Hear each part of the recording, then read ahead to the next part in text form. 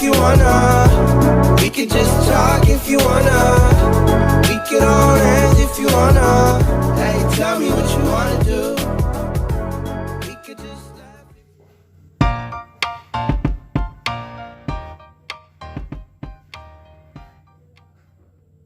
Assalamualaikum warahmatullahi wabarakatuh. Terima kasih atas kesempatannya. Perkenalkan, nama saya Nabil Alif Nasution dengan nomor NIM 2019710816. Saya dan rekan saya akan menjelaskan tentang pengembangan produk baru dan strategi siklus hidup produk. Langsung saja yang pertama. Strategi pengembangan produk baru. Suatu perusahaan dapat memperoleh produk baru dengan menggunakan beberapa cara. Cara yang pertama, menggunakan akuisisi yang diperoleh dari membeli sebuah perusahaan yang paten atau berlisensi yang mana berbeda dari perusahaan lainnya. Sedangkan cara yang lain adalah suatu perusahaan sedang melakukan upaya pengembangan suatu produk baru dari perusahaan tersebut dengan melalui suatu produk baru yang original. Penyempurnaan produk, modifikasi produk, menggunakan merek baru yang dikembangkan perusahaan dengan pengembangan produk melalui riset.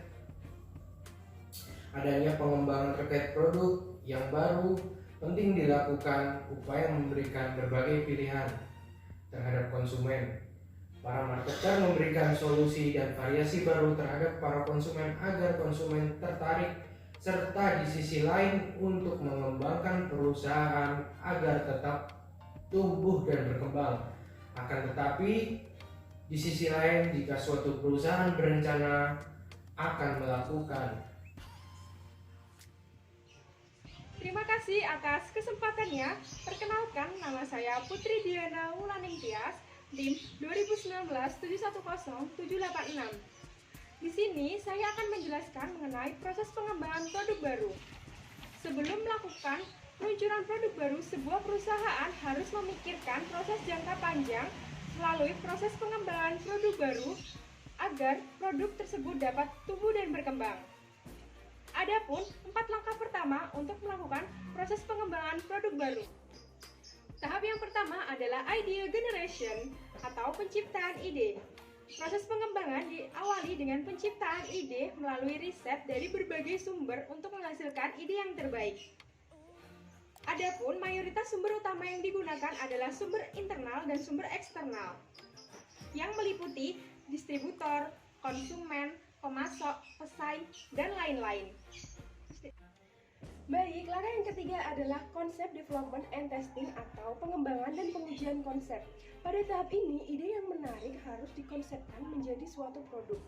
Penting untuk mengetahui dan membedakan antara ide produk, konsep produk, dan gambaran produk.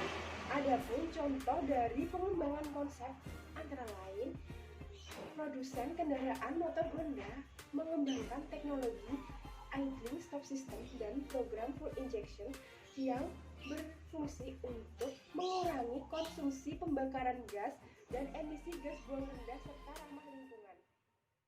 Baik, langkah yang keempat adalah marketing strategy development atau pengembangan pemasaran produk.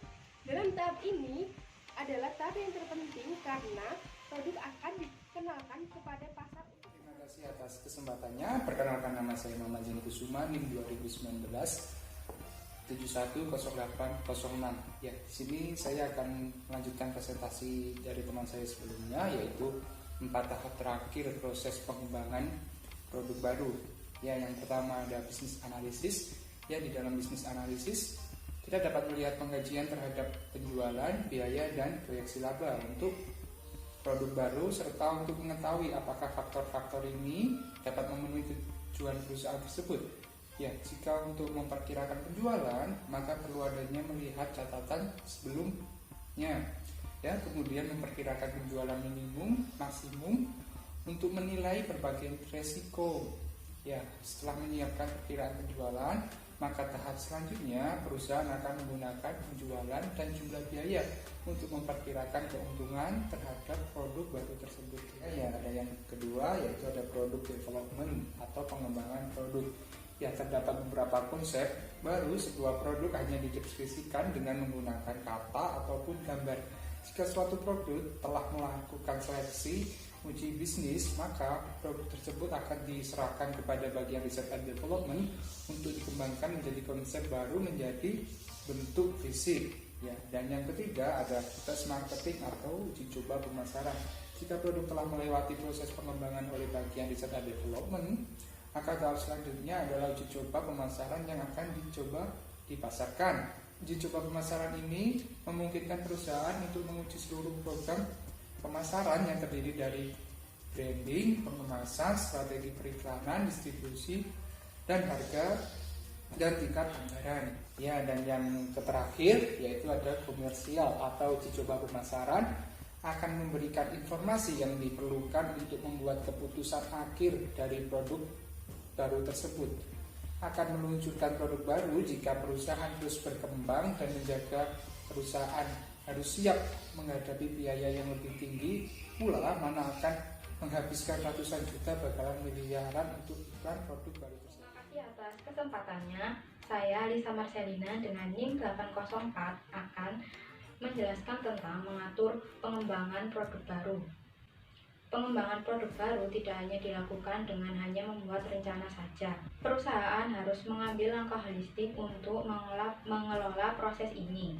Dalam hal ini, membutuhkan upaya yang berpusat pada pelanggan, sebuah kelompok, dan tujuan sistematis. Di sini saya akan menjelaskannya satu persatu. Yang pertama adalah pengembangan produk berpusat pada pelanggan atau customer centered.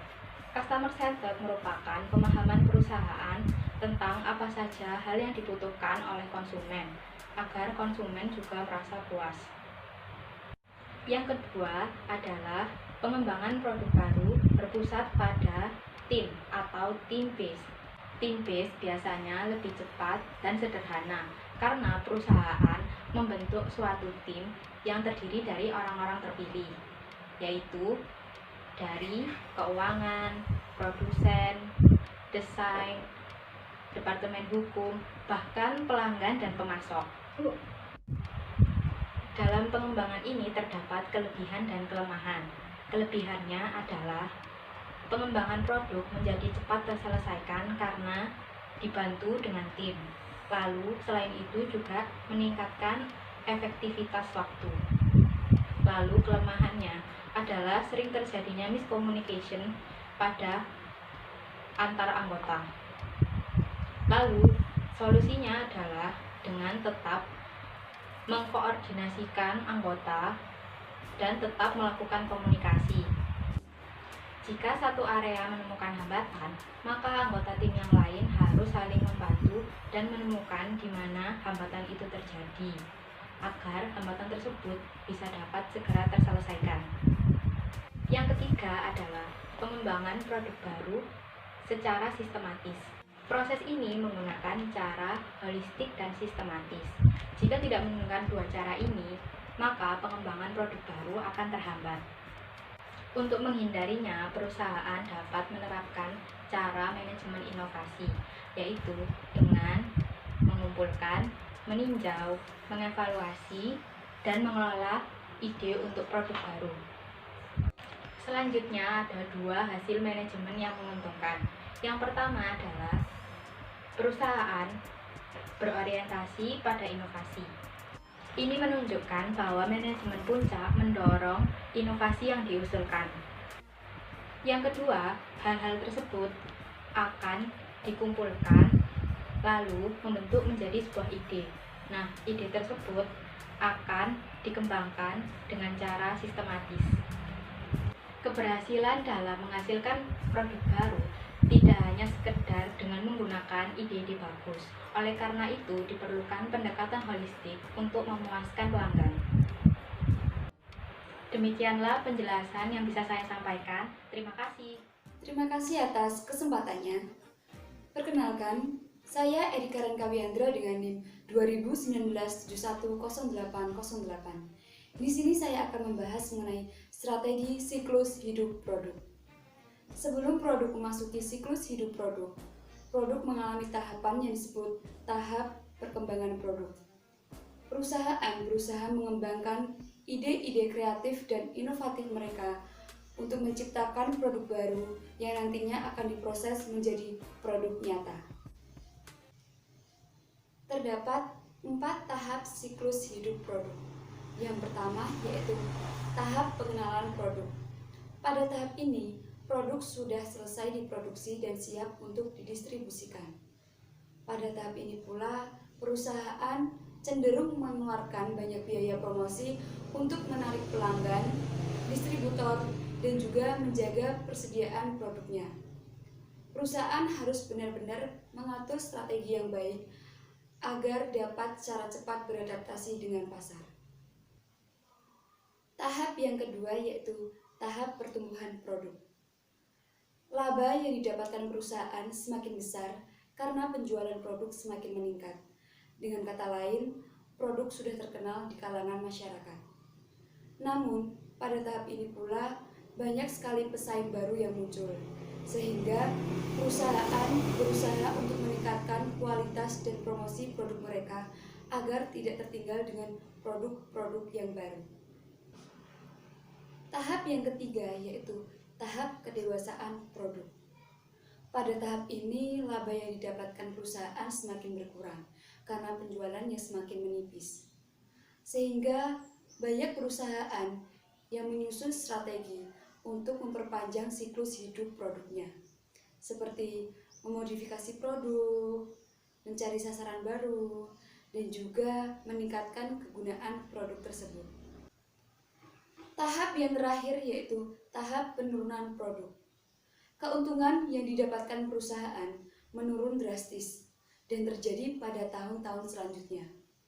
Hal ini dikarenakan perkembangan teknologi yang semakin pesat, selera konsumen yang berubah-ubah, dan juga persaingan yang semakin ketat. Oleh karena itu, banyak perusahaan yang mengurangi penawaran dan harga produknya. Perusahaan juga harus membuat keputusan antara mereka akan melanjutkan memperbaiki produk lama atau menciptakan produk yang baru. Siklus hidup merek tertentu dapat berubah dengan cepat karena mengubah respon kompetitif, misalnya sabun dan baju. Konsep strategi siklus hidup produk juga dapat diterapkan pada 3 macam atau tipe. Yang pertama yaitu gaya atau style, adalah mode yang paling dasar, misalnya pakaian formal, santai, dan seni, yaitu realis atau abstrak. Gaya itu akan bertahan lama dari generasi ke generasi. Sebuah style mempunyai siklus yang menunjukkan peminatnya baru setiap tahunnya. Yang kedua, mode atau fashion, adalah bidang yang sangat diminati saat ini, misalnya pakaian bisnis yang lebih formal tersebut dipakai sekitar tahun 1980-an, lalu digunakan lagi dengan pakaian bisnis yang lebih casual di tahun 2000-an, tetapi tetap populer untuk sementara waktu, lalu mungkin bisa saja menurun perlahan. Yang ketiga adalah fast, bisa disebut juga dengan mode yang beragam. Fast merupakan periode sementara penjualan yang tingkatnya sangat tinggi, lalu didorong oleh antusiasme konsumen pada popularitas produk atau mereknya. Hal yang perlu diingat dalam siklus sebuah produk adalah perusahaan harus senantiasa berinovasi serta bijaksana dalam penentuan produk mereka, serta patuh terhadap kebijakan-kebijakan yang telah ditetapkan. Contohnya seperti mengutamakan keamanan konsumen, mengolah limbah produksi, dan mencantumkan label produk.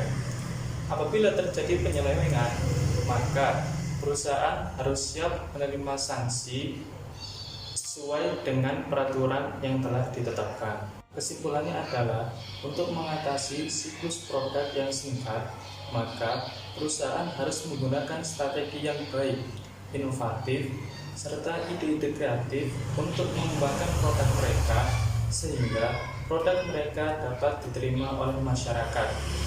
Konsep strategi tersebut dapat dituangkan melalui 3 macam tipe, yaitu gaya, mode, dan fase.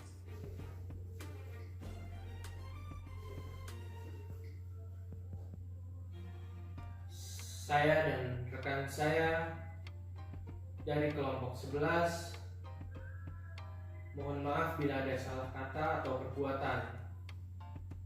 Sekian dari kelompok kami. Wassalamualaikum warahmatullahi wabarakatuh.